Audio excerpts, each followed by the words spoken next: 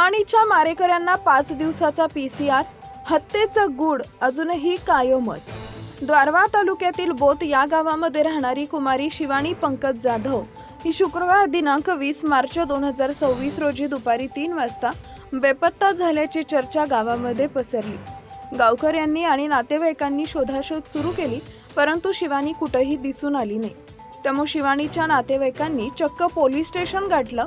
पोलिसांना माहिती मिळताच पोलिसांनी क्षणाचाही विलंब न लावता तातडीनं पोलीस तपास पथक बोत या गावामध्ये पोहोचले आणि शिवानीचा शोध घेण्यास सुरुवात झाली, परंतु शिवानी मिळून आली नाही।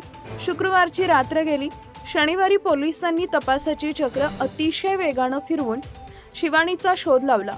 शिवानी शेजाऱ्यांच्याच घरामध्ये एका पोत्यामध्ये तिचा मृतदेह पलंगाच्या खाली ठेवण्यात आला होता।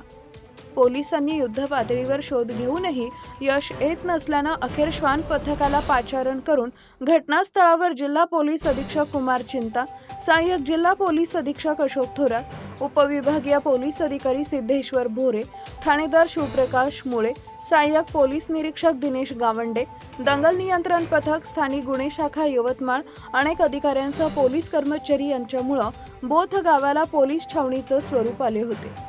पोलिसांनी सर्व बाजूने तपास केल्यानंतरही शिवानीचा पत्ता लागत नव्हता। त्यामुळे पोलिसांनी सर्च ऑपरेशनला सुरुवात केली आणि सर्च ऑपरेशन दरम्यान शेजारच्या घरामध्ये शिवानीचा मृतदेह आढळून आला। ही हत्या नेमकी कशासाठी झाली होती, हत्येमागील कारण अद्यापही समजू शकलं नाही।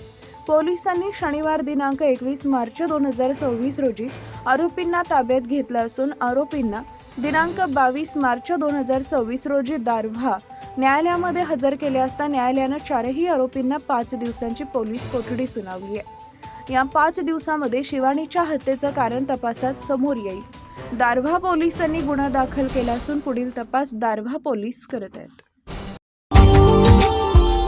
Subscribe now and press the bell icon. Never miss an update.